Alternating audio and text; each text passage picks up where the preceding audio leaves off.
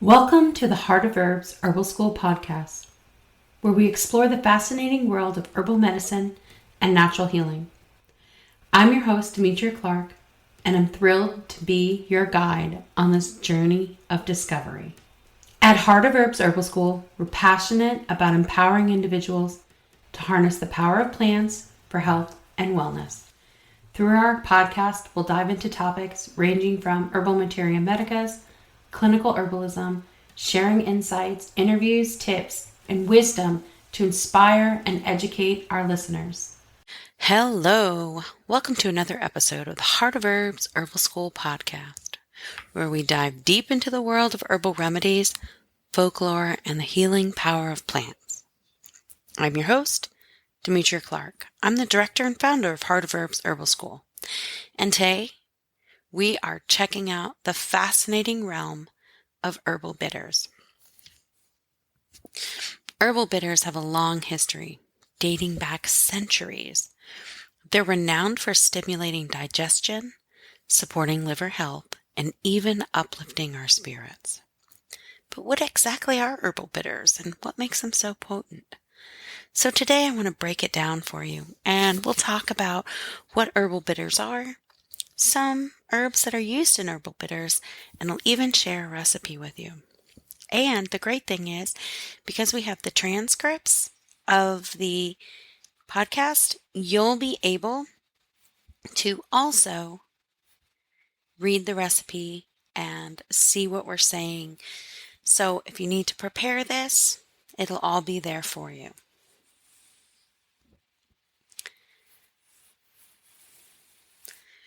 Bitters are herbal preparations infused with bitter-tasting herbs.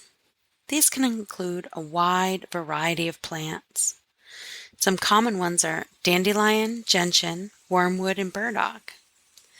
The bitter taste is not just for flavor. It triggers the production of saliva and gastric juices, priming the digestive system for optimal function.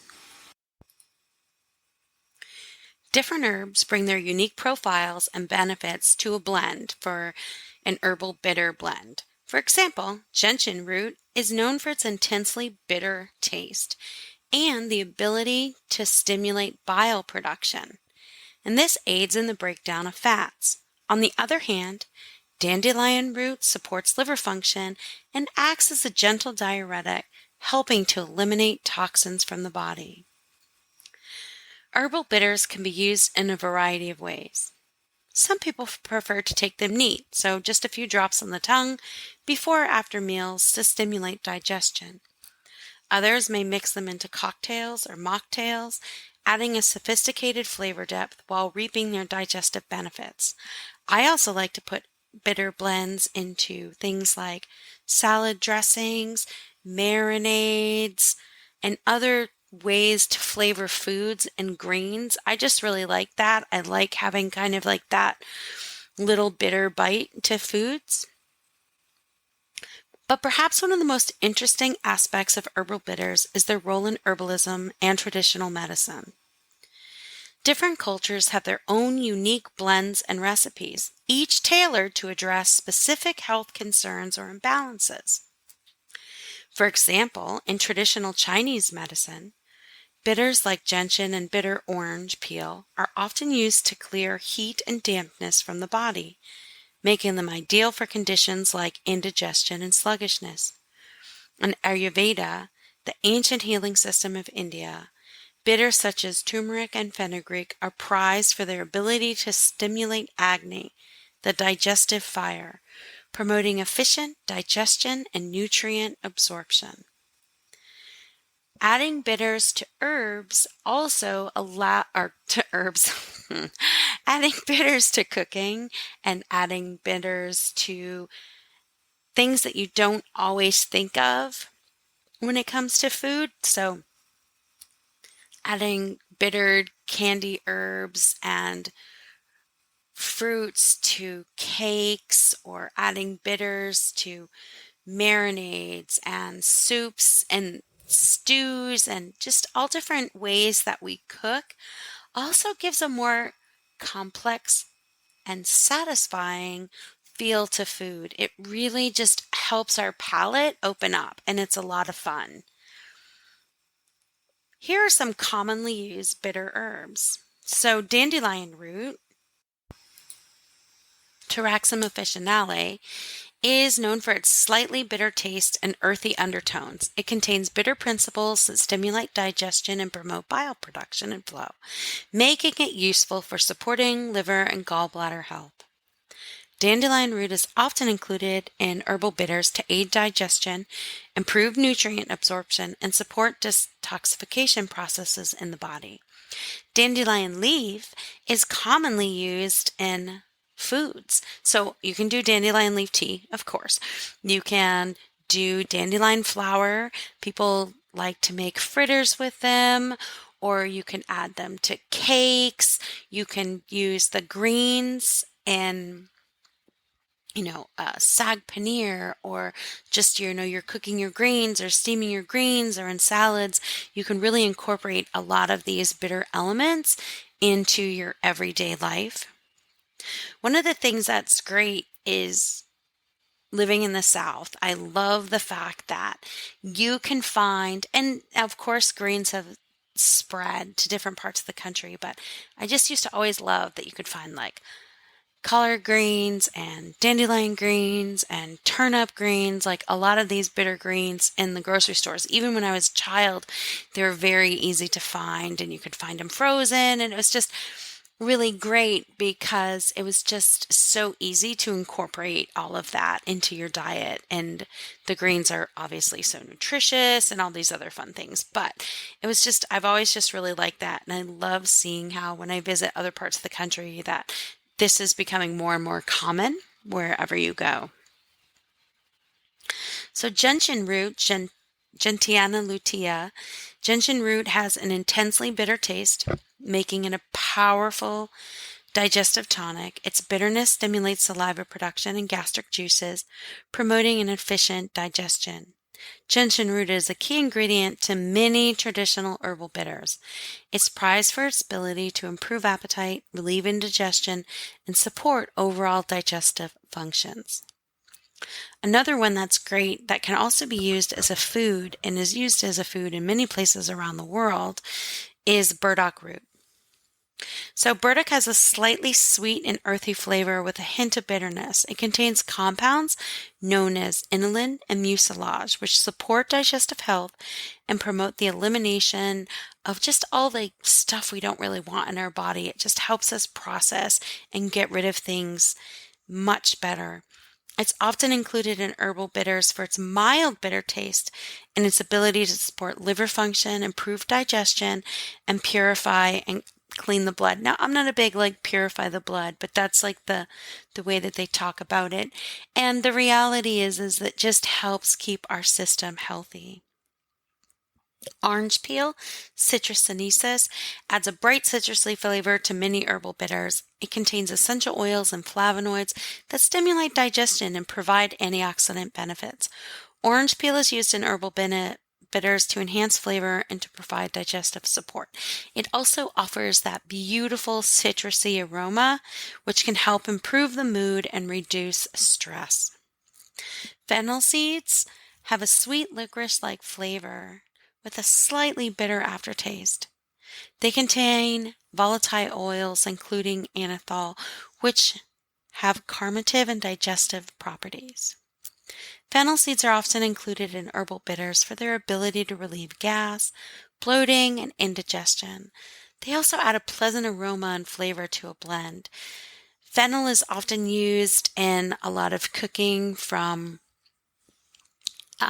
India and Italy. And so if you think about all of these different places where our food comes from, right? And different flavors. I mean, you really can allow this to open up your palate and open up the ways that you cook and bring food and herbs into your life. Angelica root, Angelica archangelica, has a pungent, slightly bitter taste with earthy and herbal notes. It contains compounds such as coumarins and essential oils, which have digestive and carminative properties. Angelica root is used in herbal bitters to add complexity to the flavor profile and provide digestive support. It's also valued for its aromatic qualities and traditional medicinal uses.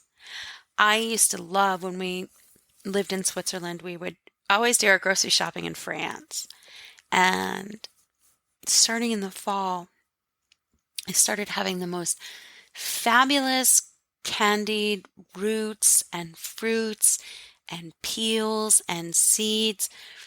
And you could do like a real fruit cake with these items. And it was just they were so delicious. I'm like, no wonder people just like this stuff that we're getting. I'm just like in the United States, like those fruit cakes that people get. It's just so different than what you could make there with these items. And so it really inspired me when we moved back to the US to candy a lot of this myself. But the angelica root was just lovely. And the stalks, and they would just candy it, and it was just really lovely. And it really helped me explore cooking and herbalism in a completely different way. So here's just a few examples of the diverse herbs used in herbal bitters. They can add so much to our life, and they're very simple to add to our life. Each brings its unique flavor profile and medicinal properties, contributing to the overall effectiveness of a blend when you're supporting digestive health and well-being. Now I'd like to share with you a really simple recipe for crafting your own herbal bitters, and this is courtesy of Heart of Herbs Herbal School. So you're going to want to use parts. So what's a part? Usually a part in recipes, especially in reference to herbs, a part is any measurement. Now, the reason why you can do parts or do weights is it can allow you to easily add or subtract depending upon how big you want something. So a part can be a teaspoon, a tablespoon, a cup, a gallon, a quart. It can be anything you want. But the one is permanent. And then if you have half of that, it's half of the one. A quarter is a quarter of the one.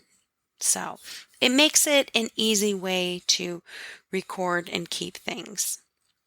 So 1 part dandelion root, 1 part gentian root, half part burdock, half part orange peel, half part fennel seeds, a quarter part angelica root, a quarter part cinnamon bark, a quarter part cardamom pods, and an 1/8 part ginger root. Now, I like adding more ginger root often because I really love ginger. So you can tweak this and make sure that it's what you like. If you want a little bit more citrus or more fennel or more cinnamon, you can do that. That is the great thing with herbal medicine, is that you can kind of figure out, you know what, I feel like I need a little bit more of this from this herb and this action, and you can work with it. You're going to want to combine all of the herbs in a clean, dry glass jar. Okay, then you're going to want to pour alcohol over it. So something like vodka or brandy.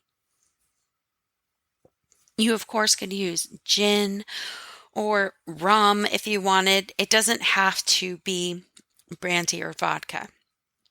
We have students who make all of their tinctures with tequila. We have other students who use moonshine.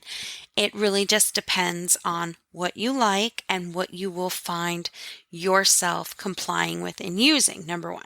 Number 2, make sure it's at least 80 proof, because you want to have it be about 40% alcohol. And that can just keep it preserved and make it so you're not, having any spoilage or anything like that. So put your herbs in a jar, pour the alcohol over it, and then go up about 2 to 3 fingers, because you're going to want to make sure that the herbs are completely submerged, number 1. And number 2, when they puff up and start absorbing the liquid, that they're still submerged. You can use a weight if you want, or you can add more alcohol if for some reason you go, the next day and there's not enough alcohol on the top, you can add more. Seal the jar and store it in a cool, dark place for about 4 weeks. Shake it gently every day, or to every, a few times a day, or, once a day is fine. Don't go crazy. Don't shake it. You don't want to break everything up. So, and then after about 4 weeks, strain the liquid through a fine sieve or cheesecloth, and you're going to press out as much liquid as possible. Bottle the strained liquid in a amber jar, or if you're going to just put it into another canning jar, make sure that, you can wrap a piece of paper around it to keep the light out, or you can paint them with chalk paint, or you can use a dark colored jar. And then you can put some in dropper bottles if you want. And that is just to keep it preserved longer. And there you have it. Homemade herbal bitters, ready to support your digestive health and overall well-being. Feel free to experiment with different kinds of alcohol, with different kinds of herbs, with different ratios until you find what smells good and works well for you. You can have fun with this. So you can add a little bit of this tincture to salad dressings, to marinades, to herbal butters that, when you're melting butter in with something. You can add a little bit to cake recipes or confections. You can have a lot of fun with it. You can also add it to cocktails. You can make your own old fashioned. You can really have a lot of fun with it. But that part is up to you, right? How you use it and how you explore using it is up to you. And I want you to have fun with this. I want you to really explore herbs in a different way, and, making cocktails or mocktails or, sodas. You can do this and really enjoy herbalism in a completely different way. So thank you for joining us on this journey into herbal bitters. Remember, the power of healing lies in nature's bounty, waiting for us to explore and harness. So until next time, stay curious, keep exploring, know that we care about you and your process and your education, and that we're here for you. Feel free to ask any questions, and hopefully we can answer them and react and give you the information that you need. So listen, if you want to learn more about herbalism, if you want to learn more about aromatherapy, if you want to learn more about taking control of your health, your wellness, your life, your well-being, check out Heart of Herbs Herbal School. Check out all of my books on Amazon. Just search the name Demetria Clark.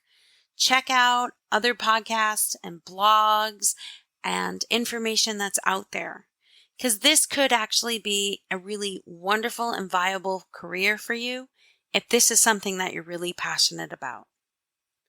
I really love connecting students with herbal information and watching their process grow and expand. So I'd love to be able to do that for you if that's something that you're into.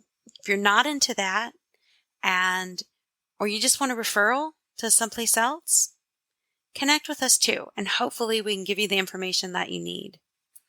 It's really important that we as an herbal community exist and support each other wherever people are at. There's no coolness, there's no hierarchy, it's just you and the plants. So if you feel like you want to deepen that connection, let us help you. Let us at least make some suggestions, or just go check out our blog at heartofherbs.com/blog, and you can just see the different articles that we have out there. And that's really just, free education, free information. And hopefully we can help you make that connection. I really appreciate you taking the time to listen today, and have a wonderful, wonderful day. Interested in learning more? Visit heartofherbs.com and enroll using coupon code podcast to save 20%. The content provided in this podcast is not intended to diagnose, treat, cure, or prevent any disease or medical condition. It's always recommended to consult a qualified healthcare professional before making any changes to your diet, lifestyle, or health regime, especially if you have an existing health condition.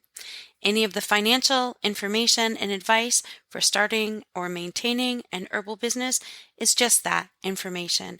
It's not used to be a guideline on how you should run your business. Contact the appropriate professionals to help you to have a successful business.